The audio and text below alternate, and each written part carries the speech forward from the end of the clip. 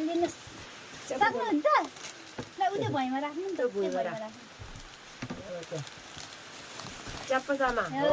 त्यसरी त्यसरी समाउनु ल ल मुख छेक्यो यस्तो यसरी समाउनु तैँले पर्छ पनि हेर्नु पर्छ यहाँ हेर्नु यहाँ हेर यहाँ हेर भन्नु ल आछिमा आइगे ल ह्यापी बर्थडे टु यु अलु त्यसमा गयो यता हेर्नुहोस् ह्यापी बर्थडे टु यु आउँदैन ल ह्यापी बर्थडे है हजुरलाई अनि यहाँ मम्मीले तपाईँलाई एउटा पठाउनु भएको छ यो सबै दिनु छोटो दिनु पर्छ खै दिनुहोस् त त्यो भुइँमा राख्नु अब यसलाई यहाँ राख्नु ल स्टप गर्नु न हो यो पनि छ राम्रोसँग पढ्नुहोस् अनि हजुरलाई स्कुल जाँदा पानी हाल्ने बोतल पनि छ अनि हजुरलाई स्कुल जाँदा बोकेर जाने ब्याग पनि छ राम्ररी गर्नु ल सुन्नु ल प्यारी छोरी तिमीलाई जन्मदिनको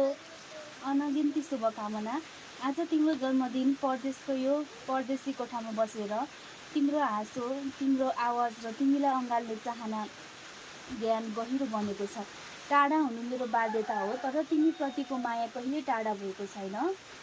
तिमी जन्मेको त्यो दिनदेखि नै तिमी मेरो जीवनको सबैभन्दा सुन्दर उपहार हो आज तिम्रो निधारमा हात राखेर आशीर्वाद दिन नपाउँदा आँखा रसाएका छन् तर मेरो मन तिम्रो साथमै छ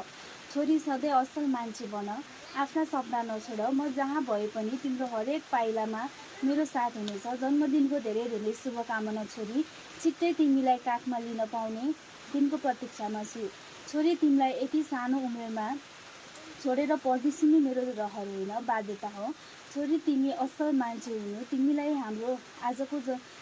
तिमीलाई आजको जन्मदिनमा तिम्रो साथमा हुन नपाउँदा धेरै मन आँटेको छ छोरी तिमीलाई यति सानो उमेरमा